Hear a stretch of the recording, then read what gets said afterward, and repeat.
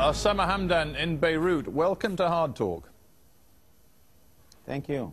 Simple question for you. Is Hamas now prepared to stop firing rockets into southern Israel? Well, I think the big question is Israel ready or prepared to stop attacking the Palestinians and to give the Palestinian people their rights? This is the question, because the occupation generates resistance. The rockets is a part of the resistance. No one can ask the Palestinians to stop their resistance. But we had already a ceasefire for 6 months. The Israelis did not respect that.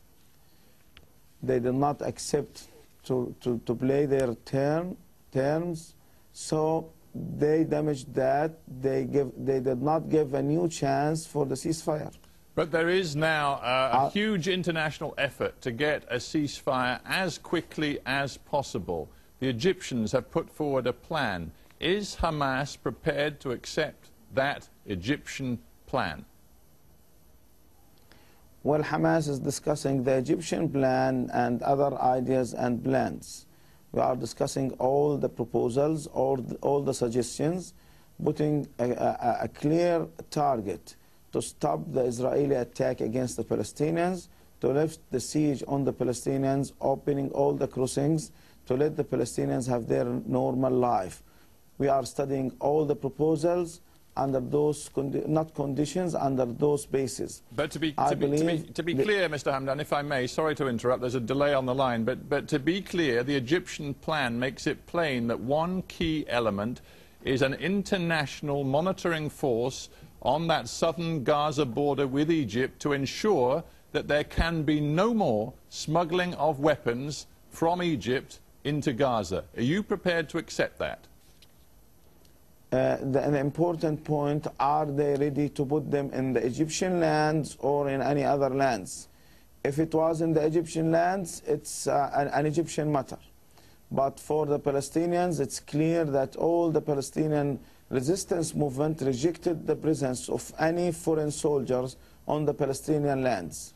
You will not accept any foreign soldiers from whatever country on the land of the Gaza Strip. That is what you say is Palestinian land.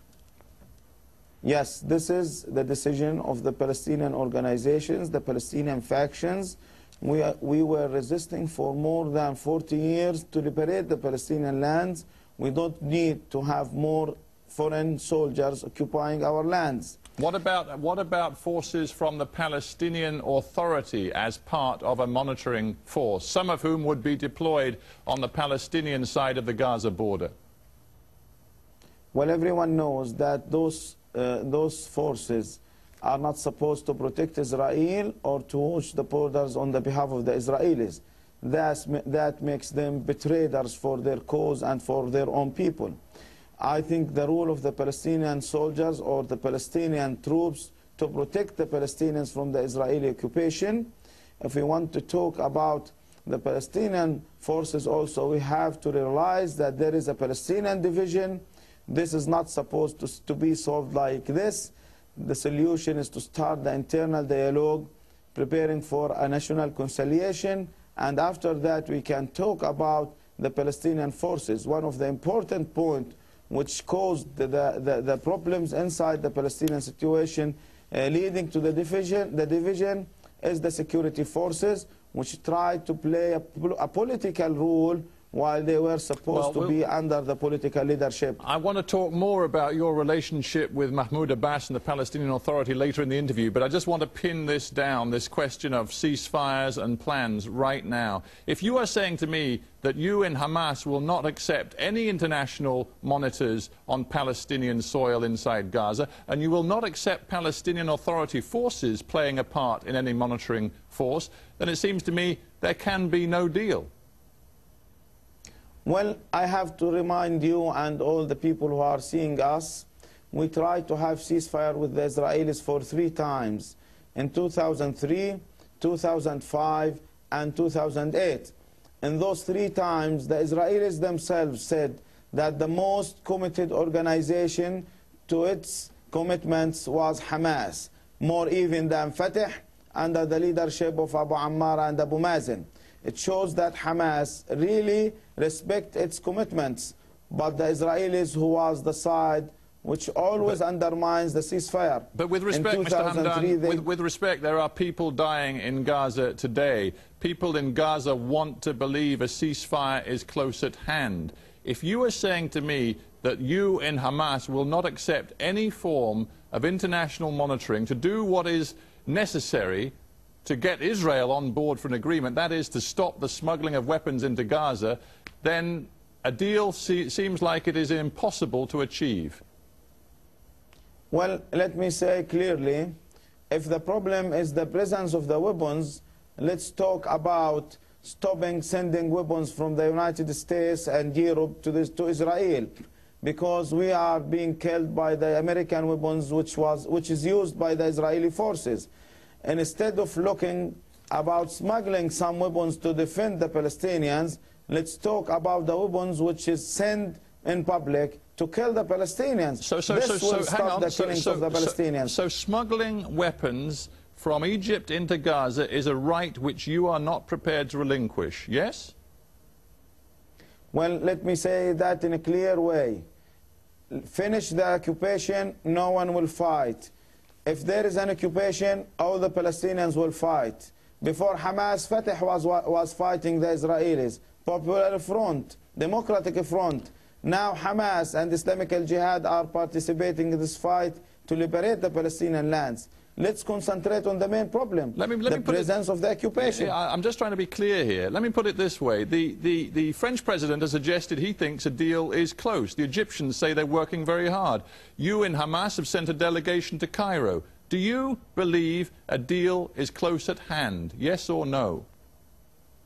Well, I believe we are close to a deal, but that doesn't mean the same published deal will happen. We are still discussing the points, and I think there is some points must be changed.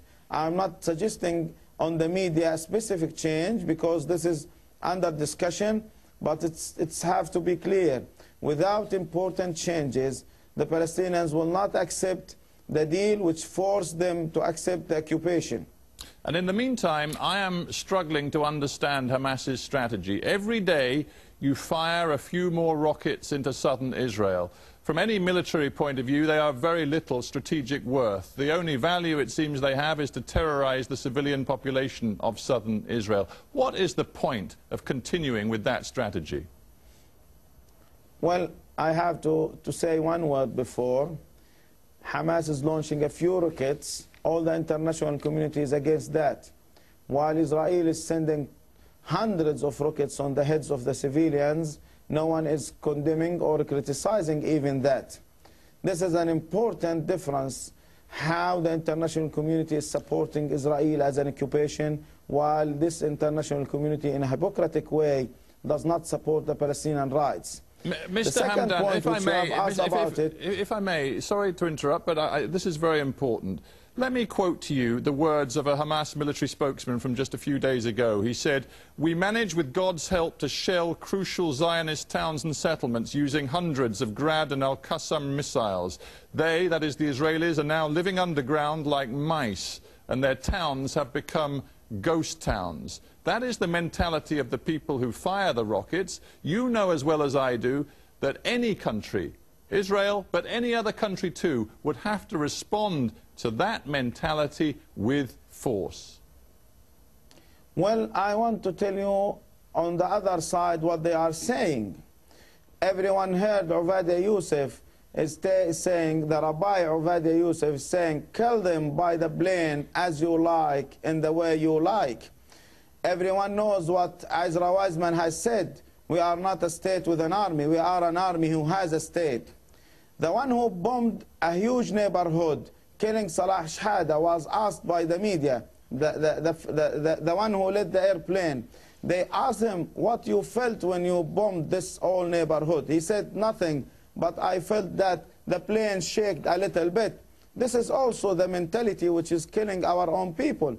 Shimon Peres, the Israeli president, few days ago went to the media saying we did not kill any child, while we are talking now about 215 children killed till now out of 700 Palestinians in this Israeli invasion.